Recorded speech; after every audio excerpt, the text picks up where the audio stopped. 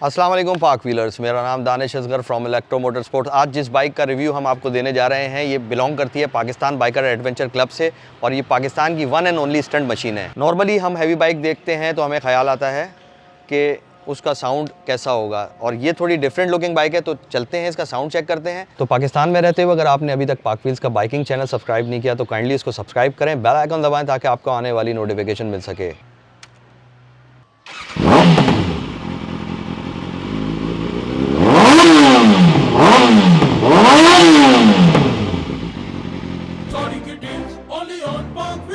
अस्सलाम वालेकुम इर्तिजा, कैसे हैं आप? ठीक है, अल्लाह का शुक्र। सबसे पहले अपनी बाइक का मेक, मॉडल और वेरिएंट बताएं। 2016 मॉडल है, 19 इंपोर्ट है और इसका नाम है कावासाकी ZX6R निंजा। तो आपका परचेज डिसीजन क्या था कि यही बाइक लेके आपने वो करनी थी, स्टंट मशीन बनानी थी, या कोई और भी थी आपके ऑप्शन? दानिश भाई, ऑप्शन तो बहुत थे लेकिन इस बाइक को तो पहले ही ऑलरेडी टाइटल है कि world lightest weight heavy bike है। सही है। और पूरी दुनिया में सबसे ज़्यादा कावासाकी ZX6R को ही लोग, चाहे वो 2004 मॉडल हो, चाहे वो 2019 हो, चाहे 16 हो, ये अब तक की जितनी भी जनरेशन्स आई हैं कावासाकी की, उसमें ये सबसे टॉप ऑफ द लाइन है स्टंट मशीन की।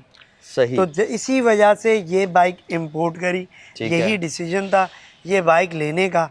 फिर उसके बाद इस बाइक को जब लिया तो उस वक्त तो फ़ौरन पाकिस्तान में तो कोई चीज़ अवेलेबल है ही अवेलेबल नहीं होती, और खास तौर पे स्टंट की। खास तौर पे स्टंट की बाइक के साथ पार्ट्स तो फिर भी मिल जाते हैं इनके, लेकिन स्टंट के पार्ट्स मिलना मुमकिन ही नहीं, नामुमकिन था। बाइक इंपोर्ट करा के आपको ये कितनी कॉस्ट करी और फिर उसके बाद आपने सारी ट्रांसफॉर्मेशन करी स्टंट बाइक में, तो ओवरऑल कॉस्टिंग क्या आई है इसकी? ओवरऑल कॉस्टिंग तो ज़्यादा आ गई थी क्योंकि बाय एयर इंपोर्ट हुई थी और 2017 में ही मैंने परचेज़ कर ली थी, लेकिन इंपोर्ट बंद की वजह से ये नहीं आ सकी थी। फिर ये 18 के स्टार्टिंग में आई, फिर थोड़ी एयरपोर्ट पे कोई प्रॉब्लम्स की वजह से, इशूज़ की वजह से तकरीबन आउट होते होते 19 हो गए। अच्छा, तो ये आपने इंपोर्ट कहाँ से कराई थी? जो कनाडा से, यूके इंपोर्ट करी थी। अच्छा, यूके इंपोर्ट थी और वाया कनाडा आई है जी। ठीक है। प्रोसीजर इजी है या काफ़ी टफ है क्योंकि उस वक्त इंपोर्ट बंद थी। प्रॉब्लम ये थी शिप में आती तो 3-4 महीने लगते। सही है। जल्दी के लिए की थी बाय एयर, फिर भी देर हो गई। फिर भी देर हो ही गई। अच्छा, तो कॉस्टिंग इसकी क्या बनी सारी, मतलब कितने की पड़ गई? उस वक्त 26 लाख रुपीस की स्टॉक बाइक मुझे, खाली स्टॉक बाइक जो ZX6R बोन स्टॉक थी। उसके बाद फिर आपने ये सारी मॉडिफिकेशन इसके अंदर करी। बिल्कुल। उसमें कितनी कॉस्टिंग आई और कितना टाइम लगा? टाइम तो बहुत ज़्यादा लगा क्योंकि पहले मैंने, इससे पहले जब ये थी तो नेकेड वर्जन में थी और कुछ चीज़ें कम थी समझ में। ठीक है। लेकिन अब जो है इसमें अल्हम्दुलिल्लाह सुम्मा अल्हम्दुलिल्लाह मेरी बाइक इंटरनेशनल स्टैंडर्ड पे स्टंट मशीन है। अच्छा, ज़बरदस्त माशाल्लाह। कि जितनी इंटरनेशनल लेवल पे होती है स्टंट मशीन, ठीक है, कंप्लीट आपने उसको जी जबरदस्त कंप्लीट करने का प्रोसीजर तो तकरीबन 3 इयर्स है। अच्छा, और कॉस्टिंग उसकी स्टंट मॉडिफिकेशन की कॉस्टिंग वक्फन कह लें आप अप्रॉक्स 2 मिलियन तकरीबन, या समझे कि आपको 46 लाख की गाड़ी बाइक पड़ गई। इसमें क्या क्या ऐसी मॉडिफिकेशंस हुई हुई हैं जो इंटरनेशनल स्टैंडर्ड को मीट करती हैं, ताकि हमारे व्यूअर्स जान सके कि अगर उनमें से किसी को इस बाइक, ऐसी कोई बाइक बनानी है तो वो क्या क्या चीज़ें कहाँ से सोर्स कर सकते हैं, उनके लिए थोड़ा सा बताएं। मैं ज़रूर बताऊँगा। तो हम इससे शुरू करते हैं। सबसे पहले तो मैं आपको वाइज़र के बारे में बताता हूँ। ये है screen visor. Visor stock born stock bike का इतना कम से कम भी बड़ा होता है। ठीक है। ये वाइज़र मैंने इंपोर्ट किया, शॉर्ट वाइज़र, इसलिए कि जब हाई चेयर पे हम बैठते हैं तो वो टांगों में फंस जाता है। अच्छा, वो टांगे फैल के जैसे हाई चेयर कहते हैं उसको, हाई चेयर। हाई चेयर जी, ठीक है। ये है मिरर ब्लॉक ऑफ। यहाँ वैसे बेसिकली तो साइड मिरर्स लगे हुए होते हैं, पर ये साइड SS मोटो के मैंने mirror block of after market आपने, ताकि वो खूबसूरत लगे। अच्छा, ये फिर ब्रैकेट। एक चीज़ अभी आप मुझे बता रहे थे कि आपने ये लगाया हुआ है, इसको क्या कहते हैं? इसे कहते हैं फेयरिंग स्टे। ये ऑन पॉइंट का original made in USA fairing stay है। इससे फ़ायदा ये होता है कि आपकी फेयरिंग बैलेंस रहती है। इसके जो क्लिप्स हैं वो बहुत अच्छे से बैठ जाते हैं कि खुदा ना खास्ता बाइक जर्क हो, और स्टेबिलिटी भी बनाता है। वेट बैलेंसिंग कर लेता है टॉप एंड के ऊपर जब आप हाई पे होते हैं। हाई एंगल पे होते हैं। ठीक है। तो ये फेयरिंग इससे ऑन पॉइंट का उसको बैलेंस करने में राइडर की हेल्प करता है। ठीक है। अच्छा, ये मैं देख रहा हूँ, ये इस ब्रेक लीवर है, फ्रंट ब्रेक है जी, ये फ्रंट ब्रेक है, शॉर्टी लीवर लगे हुए, निफिन के ओरिजिनल ब्रेक लीवर लगे हुए हैं इसमें शॉर्टी। ठीक है। और फिर आ जाएं आप हैंडल पे, वैसे तो नॉर्मल स्टॉक बाइक में होते हैं स्लिप ऑन, ठीक है। लेकिन ये स्टंट मशीन है तो मैंने इसमें हैंडल बार डाला है। ये पूरी पूरा टी आपने बार और ये प्रो टैपर की इसके हैंडल की क्लिप्स, और हैंडल भी मैंने मगुरा कंपनी का डाला है। ठीक है। और अल्लाह आपको नेकी दे, शॉक ऑब्जर्वर आफ्टर मार्केट डाले हुए ठीक हैं, है। और शॉर्टी क्लच आरएनसी अच्छा, ये कंपनी क्लच का हो गया आपका, और ये स्टंट क्लच। Rear brake. जी, ये रेयर ब्रेक। स्टंट क्लच में जो फ़ायदे हैं वो ये है कि आपके सिंगल फिंगर यूज़ होता है। शॉर्टी क्लच और आरएनसी कंपनी का ये जो लिवर है, मतलब क्लच लिवर, आप इसकी जो क्लच प्लेटें डिजाइन होती हैं बहुत सॉफ्ट होती हैं कि अगर बहुत आपको एक उंगली से भी अगर ब्रेक और उसको हैंडल करना है तो आप बिल्कुल, कर सकते हैं इजीली। बिल्कुल बिल्कुल। और इसी तरीके से और आपका इसी रेयर तरीके ब्रेक। से हमारा रेयर ब्रेक भी हमें, अगर हम ये सिंगल फिंगर पे नहीं रखेंगे तो हम फिर रेयर ब्रेक कैसे यूज़ करेंगे? दोनों फिंगर जब पे। ऑन हम स्टंट होते हैं तो हमारे दोनों फिंगर यूज़ हो रही होती ये तो बड़ी प्रैक्टिस। जी। खैर, वो आप क्लच भी विद स्टंट्स आपके यहाँ देखे हैं बहुत माशाल्लाह से, और बहुत ज़बरदस्त तरीके से। अच्छा, ये जो क्रैश गार्ड्स देख रहा हूँ मैं, ये भी मतलब स्टंट के क्रैश गार्ड्स हैं? जी बिल्कुल, ये स्टंट के क्रश गार्ड हैं। इसके बहुत सारे बेनिफिट्स हैं। एक तो ये पूरी बाइक इससे सेफ रहती है, दूसरा ये कि ये मैंने ऑन पॉइंट कंपनी के मेड इन यूएसए, ये इंपोर्ट करने की वजह क्रैश गार्ड यहाँ भी मिलते हैं और लोकल भी मैन्युफैक्चर होते हैं। इसके अंदर जो है शॉक ऑब्जर्वर लगे हुए, आप इधर आए, सही। ये देखें, ये इसके अंदर स्प्रिंग है और सही। ये गैप है। ये अल्लाह ना करे पहले जब हिट होगी बाइक, ये देखें आप, ये एक डायरेक्ट इम्पैक्ट उसका चेसी पे नहीं आएगा और ना शॉक पे आएगा, वो थोड़ा सा शॉकर का काम करेगा। ये इसके ट्रैक्शन मूड कंट्रोल्स के सारे बटन हैं। एक हाई बीम का बटन है, एक राइट लेफ्ट इंडिकेटर के बटन है, एक ट्रैक्शन का बटन है, और एक पावर मोड है, और एक ये हैजर्ड के बटन है। पावर का मोड क्या है? इसमें दो पावर हैं, फास्ट और लो। और जो ट्रैक्शन कंट्रोल के हैं वो तीन मोड है, 1 2 3। 3 पे रेन हो रही हो, हैवी रेन हो रही हो, रोड स्लिपरी हो, तो भी ये बाइक कंट्रोल करेगी ट्रैक्शन। और थोड़ी सी डस्ट वस्ट है तो सेकंड पे कर दिया आपने।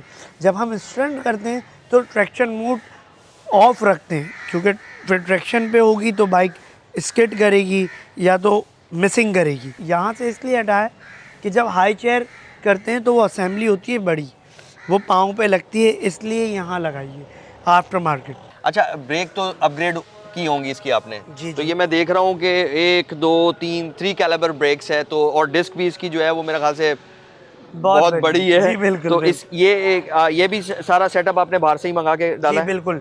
ये जोग राइडर की ब्रेक प्लेट है, 3 कैलिपर ब्रेक प्लेट। ठीक हो गया। ये एक क्लिपर जो है मेरे हैंड ब्रेक से काम करता है। लिंक है जी, और दो जो है रेयर ब्रेक से। अच्छा, ये आपका ये एक बार लगा हुआ है पूरा इसके अंदर, जो आप मुझे बता रहे थे, सब फ्रेम। जी जी जी। और जी, ये आपने मुझे बताया था कि ये टाइटेनियम की प्लेट है, इसका पर्पस बताएं सब फ्रेम का और टाइटेनियम का। सब फ्रेम से बाइक में ये होता है कि आपकी बाइक एंगल पे आ जाती है और लाइट वेट और हो जाती है।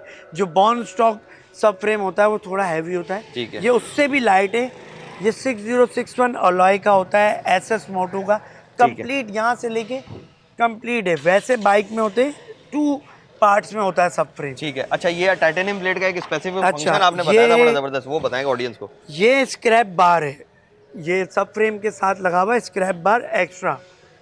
ये टाइटेनियम का है, इसलिए है कि दानिश भाई, अगर कोई और मटेरियल होता, कोई और मेटल होता, तो वो रिफ्लेक्ट करता है बाइक को, जंप लेगा रोड से, जंप लेगा रोड से। जैसे इसको, ये एक बार मैंने इसको स्क्रैच कर चुका हूँ, स्क्रैप कर चुका हूँ, तो ये स्क्रैप होगा, जंप नहीं करेगा बाइक। ठीक है, ताकि वो फायर निकलेंगे जी, बिल्कुल जी, वो चिंगारियां निकल होंगी, लेकिन वो बाइक को आपकी झटका नहीं देगा कि आप वापस नहीं करेगा जी। वापस आ जाए। टैंक तो खैर ये नजर ही आ रहा है कि ये पूरा आपका वो सेट ऑन टैंक है जी। ठीक है, फ्यूल यहाँ से इसका डल जाता है। बिल्कुल। अच्छा, एग्जॉस्ट में देख रहा हूँ इसमें शॉर्ट है थोड़ा सा, तो ये ओरिजिनल 2 ब्रदर्स का एग्जॉस्ट है। ठीक ये है। भी मैंने आफ्टर मार्केट मंगाया था, और ये रेसिंग परफॉर्मेंस। अच्छा, तो इससे मतलब अपना अच्छा एक चीज़ मुझे बताइएगा कि स्टॉक बाइक जब आपने इंपोर्ट की थी और अब जो स्टंट मशीन बनाई है, इसकी परफॉर्मेंस बाइक की इनहेंस कराई है, रिटार्ड कराई है, कि बाइक को बैलेंसिंग वगैरह कैसे करने के लिए क्या किया आपने इंजन इनहांस के साथ? कराइए, इनहेंस इसलिए कराई है कराइए जी, ताकि कोई आपको लिफ्ट हाँ करने में लिफ्ट आपकी। करने में बहुत इजी हो जाए। तो इंजन की परफॉर्मेंस अब आपने इनहेंस करा ली है जी, स्टॉक इंजन से, तो कितने एचपी का फर्क आया होगा, कितना एचपी आपने इनहेंस किया इससे? मिनिमम 7 HP का फर्क है, तो 7 कम से एचपी का कम। फर्क बहुत होता है बाइक के लिए। बहुत होता है बाइक के लिए। अच्छा, अब परफॉर्मेंस की तो बात हो गई, इंजन इसका कितने सिलेंडर है, एयर कूल्ड है, वाटर कूल्ड है, ये डिटेल वाटर थोड़ी सी शेयर करें। 4 सिलेंडर इंजन है कावासाकी 636 का, और इसमें बेसिकली सिंगल फैन आता है रेडिएटर का, ठीक है, अपना वाटर कूल इंजन है। सही है। लेकिन इस वक्त मेरी बाइक में 2 फैन इंस्टॉल है विद रेडिएटर केज।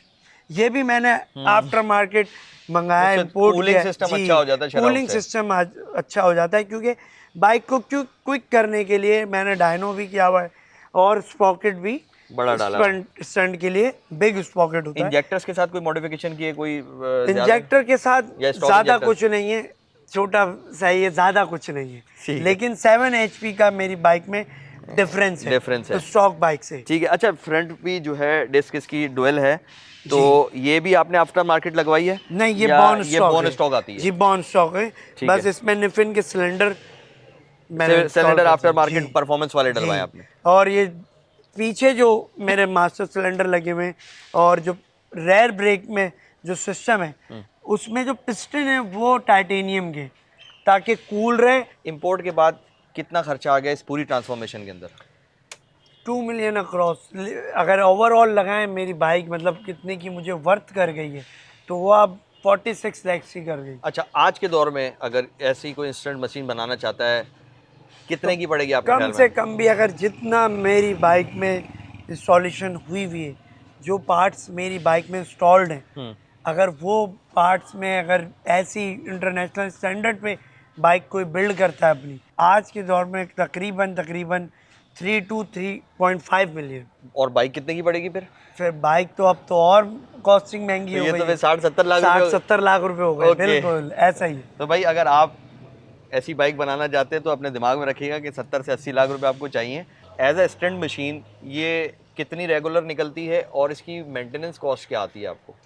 देखिए, अभी तो थोड़ी लाइफ टफ हो गई है तो कम निकल रही है, हालात ही वरना ऐसे हैं। जब प्रैक्टिस के वक्त और वीक में 4 डेज मैं इसमें प्रैक्टिस करता हूँ, और मेंटेनेंस इसकी कोई ऐसी खास अलग से नहीं है। ऑयल जो फिल्टर वगैरह? हाँ, जो नॉर्मल बाइक की है, हैवी बाइक की किस ग्रेड का ऑयल यूज करते हैं इसमें? 1040 यूज करते हैं, मोबिल वन, आपको पता ही होगा उसकी कॉस्ट भी, और बिल्कुल। KNN के असल ऑयल में फिल्टर। हमारे व्यूअर्स को जानना बहुत जरूरी है कि जब आप ऐसी चीज रखते हैं तो उसकी कॉस्ट भी काफी ज्यादा आती है। और फिर फ्यूल एवरेज का बताएं मुझे कि फ्यूल पे क्या इम्पैक्ट पड़ा है? अब स्टंट मशीन 4 दिन प्रैक्टिस, तो सच हैवी कॉस्ट, कितना फ्यूल एवरेज दे रही है आपको ये? देखें, जब ये स्टॉक थी तो अच्छा था एवरेज, क्योंकि EFI बाइक है। अच्छा, तो कितना अच्छा था जरा वो भी पता चले। 13, 14, हाँ, 15, जबरदस्त है। अगर अच्छे ओपन रोड थे तो 16 भी है। ठीक है, ये समझ जस्ट लाइक कार, एवरेज में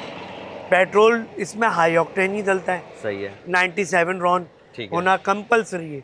अगर है। 97 रॉन नहीं होगा तो बाइक नॉकिंग करने लग जाएगी, सही। और इंजन सही। के लिए वो हार्मफुल भी बहुत है। हाँ, नॉकिंग अगर करेगी तो फिर वो परफॉर्म ही बिल्कुल नहीं करेगी और बिल्कुल फिर वो परफॉर्म ही नहीं करेगी, डैमेजेस और करेगी। डैमेजेस करेगी। ठीक है। तो और अब कितना दे रही है? दानिश भाई, अब तो 6-8। तो भाई, खर्चे भी पता चल गए और पेट्रोल के भी खर्चे पता चल गए, मेंटेनेंस के भी पता चल गए। शौक करने के लिए आपको अखराजात भी देखने हैं। अखराजात और शौक से सबसे पहले सेफ्टी फर्स्ट। तो आप बिल्कुल। जब भी कोई बाइक राइड करें, हेलमेट वेयर करें, और कोई अगर स्टंट परफॉर्म कर रहे हैं तो प्रॉपर गियर्स के साथ वेयर करें। अच्छा, ये सारी बातें, बाइक की इन्फॉर्मेशन सारी मिल गई। अब बात ये है कि स्टंट करेंगे कहाँ? हमारे पास तो रोड ही नहीं है। दानिश भाई, आप माशाल्लाह खुद मोटर स्पोर्ट से रिलेटेड हैं, और आप माशाल्लाह हमारे साथ में बहुत काविश हैं आपकी भी।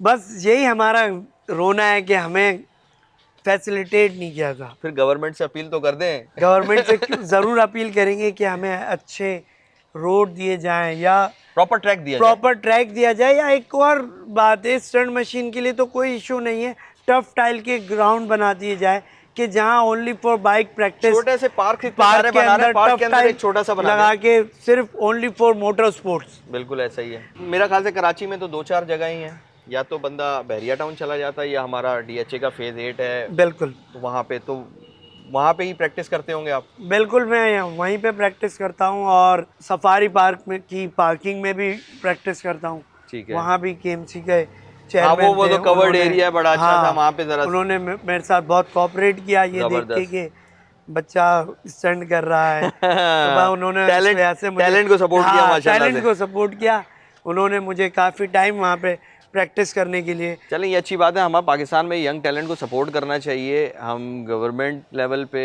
और लोकल लेवल पे भी हम चाहते हैं कि हमें सपोर्ट किया जाए। ओवरऑल मोटर स्पोर्ट्स कम्युनिटी के, चाहे बाइकिंग हो चाहे कार्स हो, कोई प्रॉपर जगह हो, तो ये हमारी रिक्वेस्ट है गवर्नमेंट से कि कोई प्रॉपर प्लेटफॉर्म दें और हाँ मोटर स्पोर्ट्स को सपोर्ट करें, क्योंकि पूरी दुनिया में ये एक प्रॉपर स्पोर्ट्स है। पाक व्हील्स के बाइक चैनल पे जाएं, वहाँ पे आपको बाइक्स भी अवेलेबल हैं सेल परचेज़ के लिए, और ऑटो पार्ट स्टोर पे जाके आप बाइक का सामान भी खरीद सकते हैं, ऑर्डर कर सकते हैं। पाक व्हील्स का बाइक का यूट्यूब चैनल सब्सक्राइब करें, बेल आइकन दबाएं ताकि ऐसी इन्फॉर्मेटिव वीडियोज़ आपको आगे देखने का मौका मिल सके। हमें इजाज़त दीजिए, अल्लाह हाफिज़।